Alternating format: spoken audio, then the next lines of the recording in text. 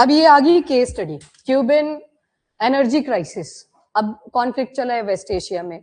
थोड़े दिन पहले जाओ, थोड़े महीने पहले जाओगे तो वेनेजुएला में भी कुछ हुआ था, और आपने यहाँ पे बे ऑफ पिग्स इन्वेजन भी पढ़ा था। यूएस ने एक मिलिट्री एक्शन लिया था अगेंस्ट क्यूबन, जो यहाँ की फोर्सेस थी, पर फेल हो गए थे, और टाइटल दिया था उसे बे ऑफ पिग्स इन्वेजन।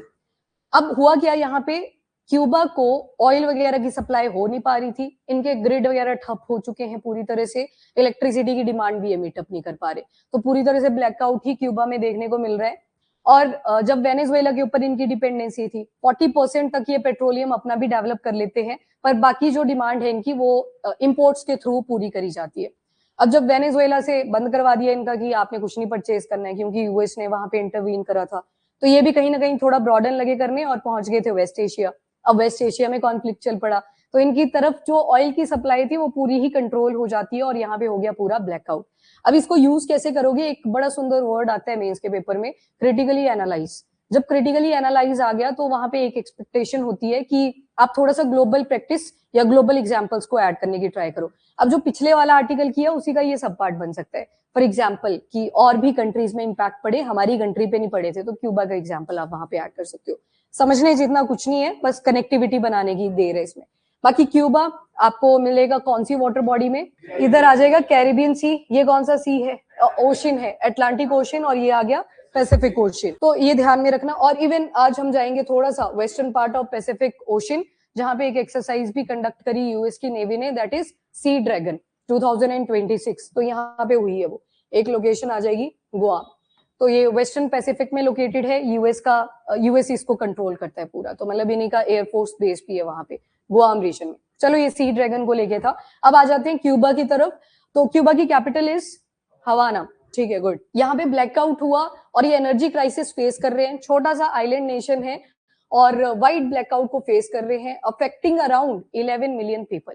तो जितने लोग हैं यहाँ पे 11 मिलियन लोग एटलीस्ट अफेक्ट हो चुके हैं, पूरी तरह से डिस्कनेक्शन हुआ, और जो पावर ग्रिड था उसने वर्क करना बंद कर दिया। मतलब वो जो होता है ना, ये दिखाई थी इमेज, वहीं से पिक करी गई है, ये बलून के अंदर जो लाइट्स दिखाई जाती हैं, बस इसी की लाइट चल रही है, बाकी सारी बंद हो गई हैं, पीछे बिल्डिंग है जो, तो मतलब पूरा डिस्कनेक्ट हो चुका है ये क्यूबा के अंदर।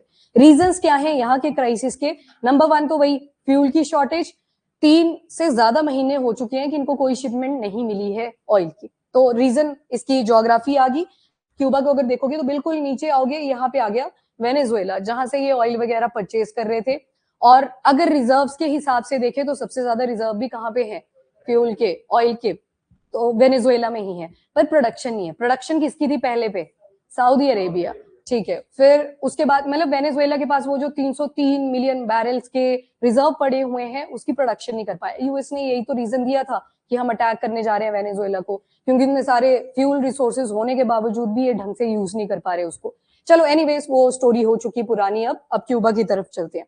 नंबर 1 रीजन फ्यूल शॉर्टेज बताई गई, 3 महीने से भी ज्यादा। अब इसको कहां पे यूज करोगे?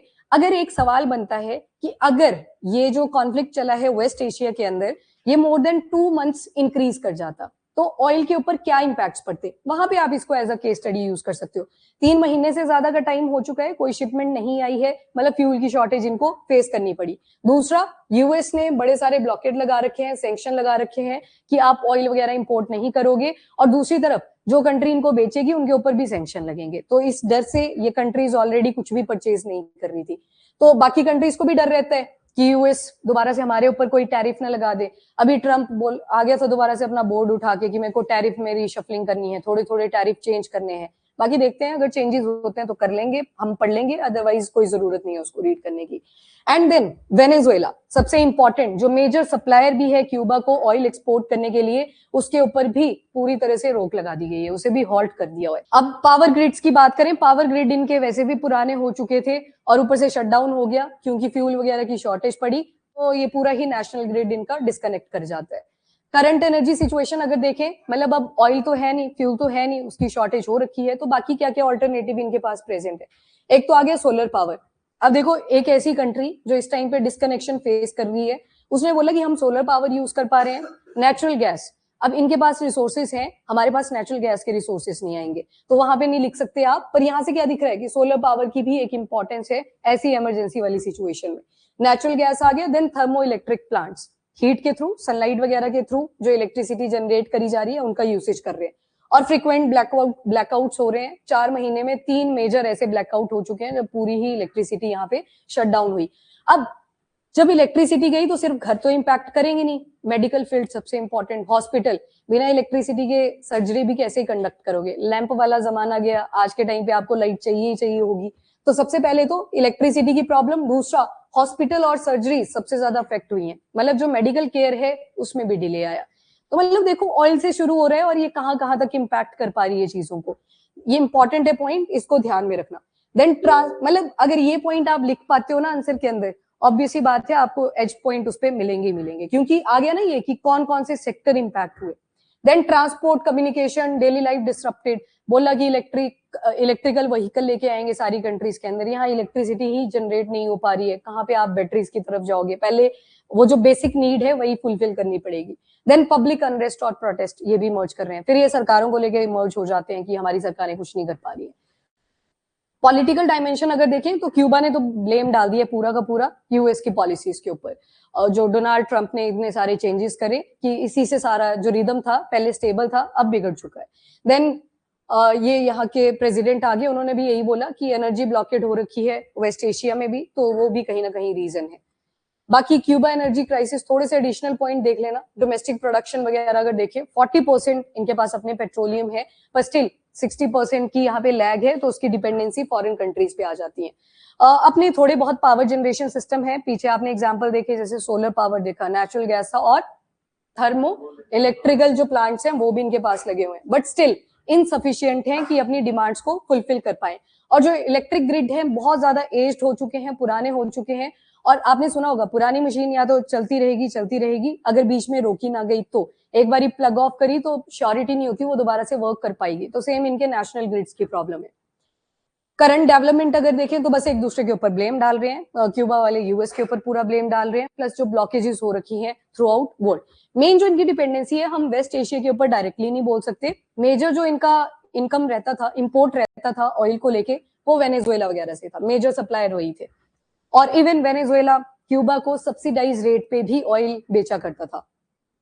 Even partial energy self reliance है 40% तक का, बाकी इंफ्रास्ट्रक्चर और सप्लाई डिसरप्शन की वजह से एनर्जी क्राइसिस इन्होंने फेस करे।